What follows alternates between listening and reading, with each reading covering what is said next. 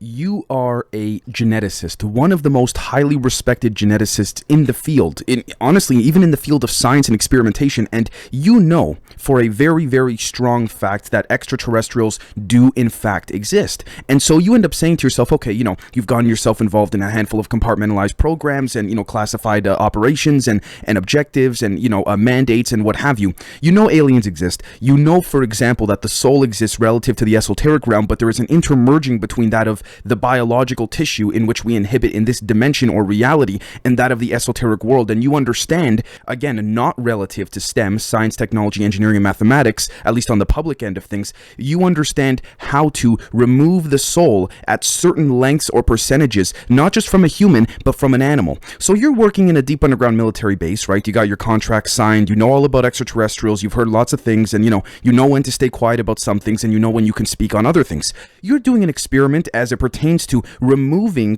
for example, a dog, cat, you name it. Very unethical experiment, by the way, very depraved, but you're doing an experiment where you have been told to remove as much as you can of the soul of that animal. Remember, keep in mind, you know for a fact that the soul in the esoteric realm does in fact exist and can be substantiated and veracitated by that of the scientific, not community, but scientific justifications that have been left out publicly. So you start removing the soul slowly but surely, but then your superior tells you, hold on a second, as you're removing the soul from this animal, which is currently unconscious, but when it comes back to life it will in fact be conscious, if you will.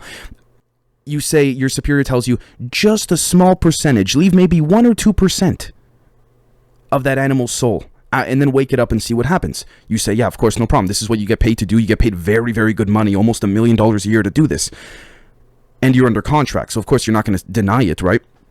You then, after all of this occurs, wake the animal back up, and you realize the animal is far more obedient, because what you've only done is you've left only 2% of that animal's soul inside of the animal. You realize it's far more obedient, it's far more logical, it's far more of a nuts and bolts type of way of thinking. Okay, it still thinks in a fractal form relative to all the other beings born on this planet, maybe even in large relative to all the other beings born in general, period, with consciousness, even if they have a soul matrix or not.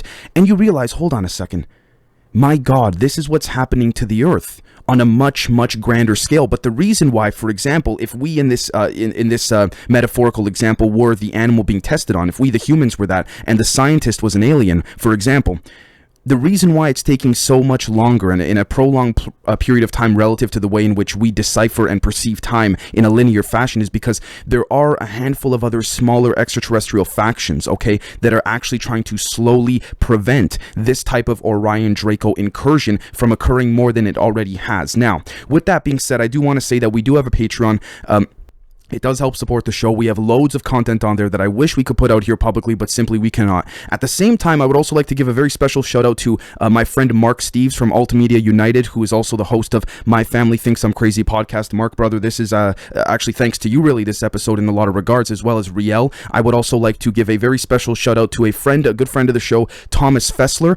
Anyone just look up Thomas Fessler on YouTube or Google. He's recently interviewed Lou Elizondo. Fantastic job of interviewing, by the way, if you ask me. With that being said, let's jump right into it. So today's episode is called The End, Dustifying the 40th Parallel to Enclose Fractal Clairvoyance via the Draco Abduction Contract.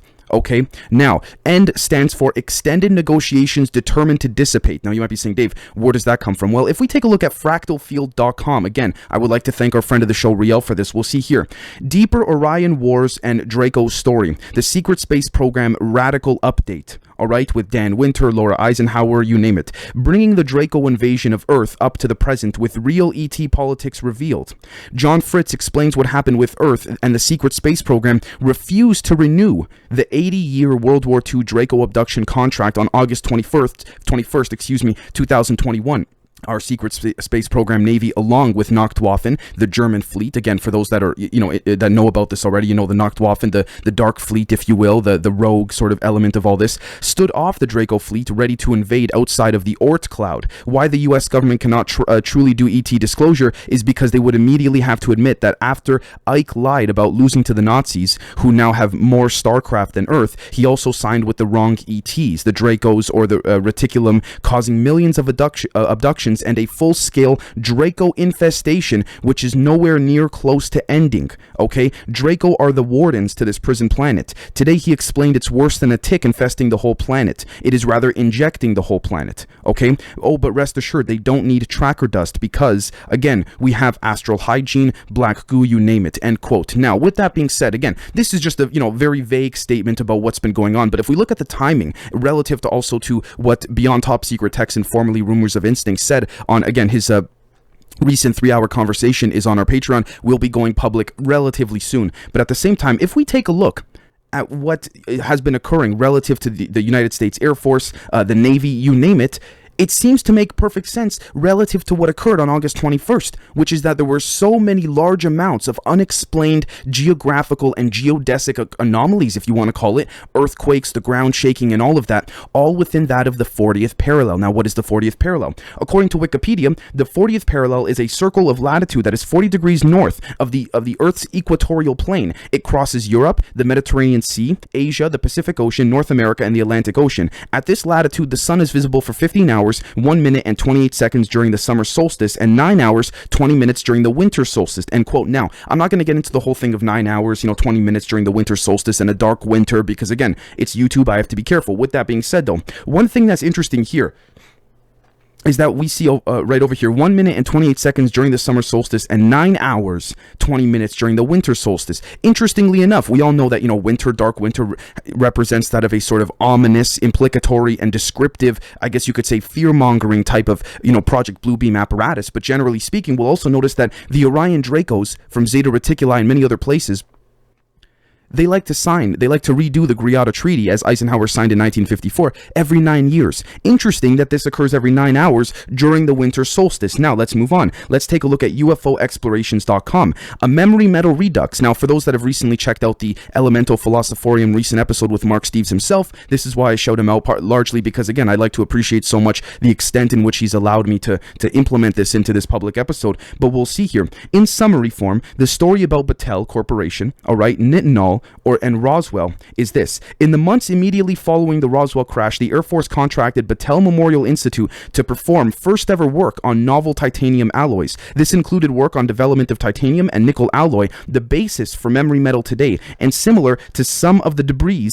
reported at Roswell. Now, take a look at this, folks. 4 Wright-Patterson sponsored technical studies on memory metal in later decades cited a 1949 Battelle report on nickel and titanium Niti or Niti alloy. Nickel and titanium are used to create nitinol, the premier memory metal on the planet. The fact that the 1949 report was referenced in shape recovery alloy research years later shows that somehow the Battelle report had a direct application and association to the memory metal subject. An earlier 1948 report was also uncovered that dealt with similar materials issues. Now, if we look at visiontimes.com, take a look at this. This pertains to Mr. Brigalia, who had a little bit of a trouble for Miss Susan Goff, Susan Goff, if I'm not mistaken, responsible again for heading the sort of messing with what's going on with the FOIA request, Freedom of Information Acts pertaining to UFOs. We'll see here. The released documents, okay, reveal exciting technical applications that will change the way our lives are lived, Brigalia posted in his blog. The PDF documents mentioned are metamaterials, invisibility, slowing the speed of light, compressing electromagnetic energy, implanting memory metal in people, and other remarkable things, end quote. Now, again, implanting memory metal in people, that could be applied to a lot of things going on in the real world today, but again, because of YouTube, I have to be careful, so I want to focus specifically on compressing electromagnetic energy. Now, why do I say that? Well, if we take a look at newatlas.com, we'll see here, July 23rd, 2020, by Michael Irving, highly respected journalist. 2D material absorbs electromagnetic waves for superior shielding. Notice how they put these dramatic revelations smack center in the middle of the COVID pandemic. You think that's a fluke, folks? The amount of revelations in which occurred relative to leading up to August 21st, when the secret space program Solar Warden did not re-sign the reoccurring 9-year deal with the Orion Dracos and the reptilians. Take a look at this right over here. Electromagnetic interference can be a serious problem for electronic devices, so shielding is usually placed around components. Now, engineers at Drexel University have found that a 2D material called titanium carbonitride is an excellent shielding material thanks to its ability to absorb rather than reflect electromagnetic waves, end quote. Before I go on, Again, no disrespect to the scientists that may have actually discovered this and found this, but I cannot help but think that there is some form of drop feeding. And when I say drop feeding, I literally mean, for example, a piece of metal, for example, or metallurgy is left on a scientist's lab desk that they didn't even know that they had it because they never did have it. They thought they had it, but it was mysteriously placed there. Drop feeding doesn't always come relative to that of the STEM or science, technology, engineering, mathematics drop feeding. Again, perpendicular and parallel to the Zodiac or Majestic 12 individuals at the very top that are disseminating some of this information. Sometimes it's a literal drop feeding breadcrumb type of thing, in the sense that we're going to take this one metallurgy and put it on a scientist at Stanford's desk or a scientist at MIT's desk, and they're just going to go, he or she is going to say, they're going to look into it, and it's going to be as simple as that. I know that sounds silly, I know that sounds ridiculous, but just bear with me, folks. Take a look at this right here. It belongs, titanium carbonitride, and I quote, belongs to a class of two-dimensional materials called mexenes, which have previously been shown to be useful in making conductive clays, sprayable antennas, and electrodes that could boost battery recharge speeds. All right. In this case, the team found that sheets of titanium carbonitride, much thinner than human hair, were able to block electromagnetic interference between 3 and 5 times better than copper foil. All right. End quote. You know what's interesting? The 40th parallel relative to the geodesic and geomagnetic spectrum that we just analyzed at the beginning of this episode actually is having more and more air pockets in, I don't even want to call them air pockets because they're just so vastly large, but more and more air pockets being ionized. Now, we do know, studying previously, that a lot of these extraterrestrials will ionize air pockets above, below, and horizontal and vertical to that of, again, the longitude and latitude of their repair bases, which is interesting because the repair bases are also placed coincidentally, and I say coincidentally with air quotes, around the same vicinities in which the 40th parallel seems to be stationed. Now, let's take a look at this right over here. Newsatlas.com. Sprayable antennas turn surfaces into ultra-thin, transparent transmitters. This is what I'm trying to get at here, folks, relative to the title of this episode. Many individuals, particularly females, even males too, but females have been far more known, at least in recent modern history, to have the feminine, I guess you could say, esoteric element of themselves tap into the divine source. And what I mean by that is, again, read people's past lives, the Akashic records, clairvoyance, you name it, right? Interesting that the vast amount of women who seem to be clairvoyant seem to be experiencing, at least to the ones I've talked to, and I've talked to, I think at this point, probably about 11 or 12 of them, those who reside within that of the 40th parallel vicinity seem to be having some of their clairvoyant abilities more and more lowered in a lot of regards, meaning that they're more dense. They simply cannot access the etheric realm in ways that they could have, say, for example, a year or two ago. Now, take a look at this right here. SputnikNews.com. A strange titanium ball covered in Russian text has been discovered on a beach in the Bahamas. Could be from spacecraft, according to the independent.co.uk. The reason I bring that up is because take a look at that particular ball relative to the Russian writing on that ball.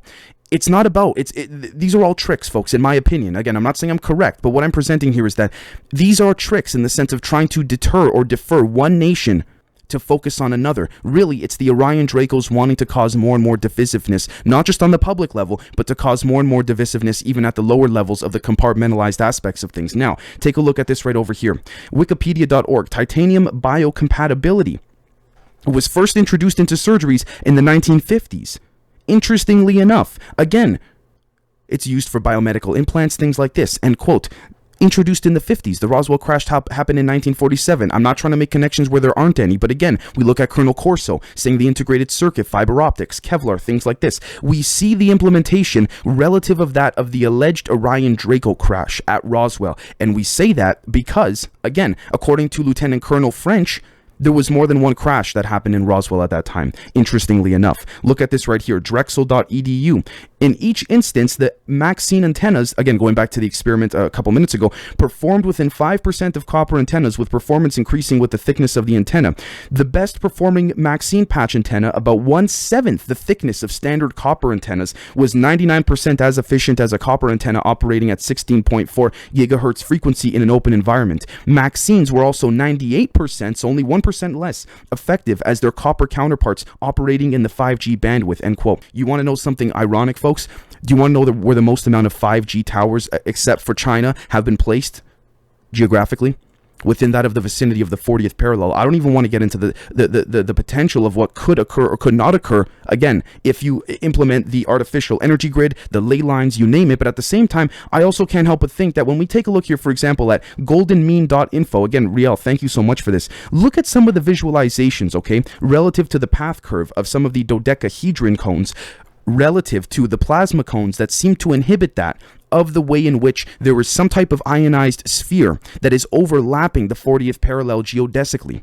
Okay, and I say this because I know that might sound confusing, but you see these images right here, right? We see that when we put the mouse over the images are live and they move, and we notice charge, acceleration, gravity from simple compression, path curve, elements of flame, Phi's ray, the Fibonacci sequence. We see all of this, right? And what does it come down to? Circles, cubes, triangles, manifesting themselves relative to the geomagnetic push of resistance, as we see in the yin and the yang, the hermetic principles as above, so below. And we understand that one charge, positive or negative, cannot go without the other, because if there was not one charge, say, for example, positive, from the standpoint of that of an electrical engineer relative to Mr. Winter's work here, you would not know the definition of the other. Sort of like in life, there's good and bad things that happen to you and me all the time, right? Again, it is perception, granted, but there is a magnetic force relative to the esoteric meaning we give it, perpendicular to that of the frequencies that are emitting off of our organs, our blood, you name it. And how do we know this? Well, let's take a look at goldenmean.info. The problem, and I quote, with physicists is they do not know that the golden ratio is the generalized geometry of most constructive wave interference, evidence, citing the sources, and they're not willing to check. This is why they are stuck not knowing that this is also the solution to charge compression. And of course, as Einstein said, perfecting compression is the solution to unified field and therefore the solution to gravity. In this article, you see that even Nassim Haramein, who has concluded with exquisite logic that golden ratio is the universal scaling law to all of matter and black holes. He in fact is unaware why, because only this geometry actually permits compression as constructive interference. So he says, golden ratio is the result of black hole dynamics, when in fact the opposite is the case. Golden ratio is the cause of black hole and gravity dynamics, which we first taught the physics community 5 years ago in Budapest. Now, let's take a look at this right over here. Fractalfield.com. Protons, for example, one in Ted Berardi's book, Alkalis or Die, the reason blood must become electrically attractive, okay, to protons, extra electrons or electron spaces associated with alkalinity, is because if the blood cannot attract electrical charge, you begin to decay and get sick. Protons, for example, and free radical hydrogen atoms are thought of as being electrically positive. Electrons are negative. The real meaning of this requires visualizing the difference between centripetal or inward sucking spin versus centrifugal or outward pushing spin. See in the below pictures, understanding this hydrodynamic or flow form of a tornado's vorticity having a net inward or outward flux is the key to understanding the concept of plus versus minus charge.